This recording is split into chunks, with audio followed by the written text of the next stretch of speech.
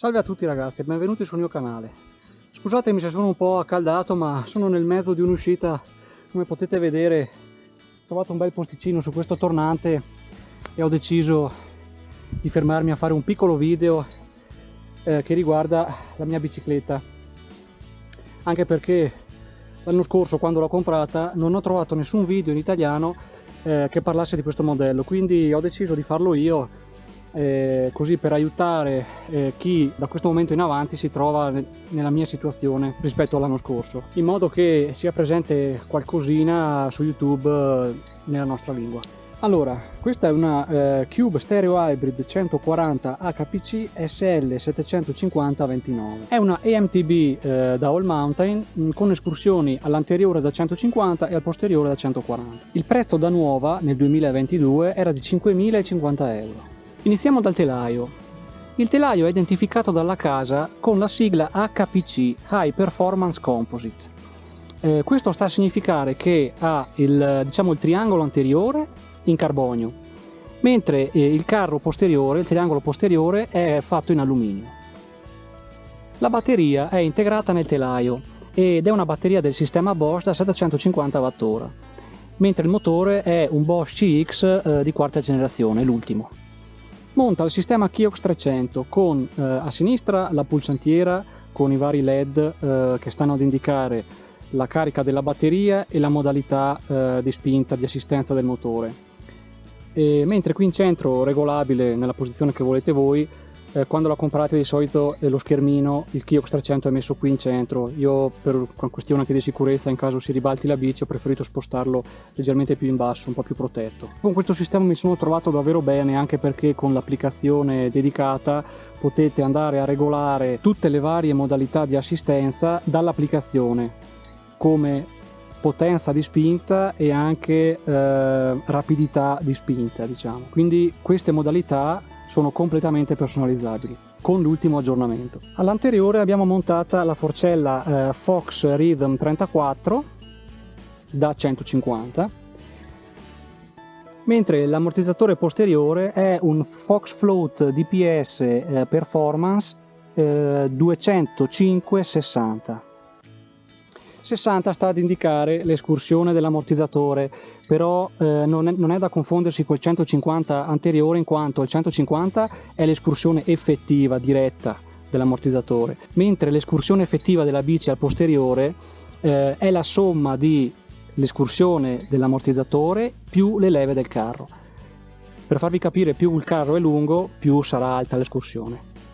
Monta il reggisella telescopico della casa. Nel modello M, questo qui, ha un'escursione di 125 mm, mentre nei modelli L e XL dovrebbe essere 150. Il manubrio è un manubrio Newman in alluminio da 76 cm.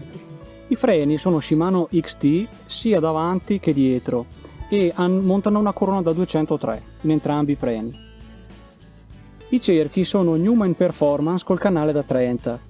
Mentre di serie arriva con le Schwalbe Handstampf con carcassa Super Trail da 2,6.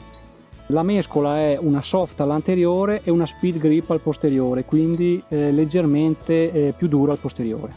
Il cambio è composto dal deragliatore posteriore Shimano XT a 12 velocità e il pacco pignoni è un Deore 1051 denti. La corona anteriore invece è una Acid, un marchio della casa Cube, da 34 denti. Arriva già con i pedali flat, sempre Acid, in alluminio.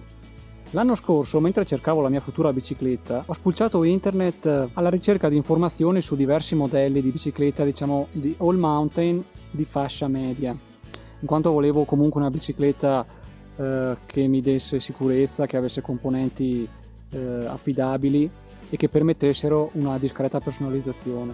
Cosa importante: reggisella telescopico, ammortizzatore posteriore che si possa chiudere, in quanto nei tratti in salita a mio avviso è molto comodo avere l'ammortizzatore posteriore completamente chiuso o semi chiuso nei casi di salite di trail.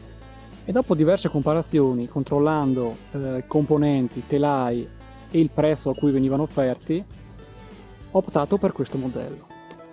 In ogni caso io mi sento di consigliare, soprattutto ai neofiti, a chi vuole approcciarsi a questo mondo, di optare per una bici da all mountain, in quanto sono le bici un po' più polivalenti, quindi con escursioni intorno al 140-150 mm, una geometria che consenta il giusto compromesso tra salita e discesa, e ovviamente in base ai soldi che volete spenderci il mio consiglio può essere di controllare diversi marchi e diversi modelli, magari sulla stessa fascia di prezzo. Controllare ovviamente le cose basilari sono reggisella telescopico, doppia ammortizzazione e secondo me freni uguali all'anteriore e al posteriore, anche la larghezza del disco. L'ammortizzatore posteriore è cosa buona che si possa chiudere, e dopo aver provato diverse biciclette a noleggio, come parere personale io preferisco un motore Bosch, anche per una questione di personalizzazione, di fluidità della spinta, di risposta del motore alle pedalate. Io personalmente mi ci trovo molto bene, quindi se venisse un amico a chiedermi quale motore mi consiglieresti, io gli risponderei motore Bosch. Ecco, io penso di aver detto più o meno tutto quello che c'era da dire. Se avete domande scrivete pure qui sotto. Io per il momento vi saluto, anzi prima di salutarvi vi ricordo che se volete vedere questa bici in azione date uno sguardo agli altri video del mio canale. E ecco, detto questo io vi saluto. Con un finale alternativo ho pensato di fare un po' di pubblicità alla mia zona.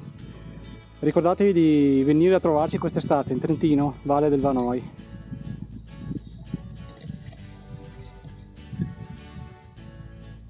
Ciao a tutti!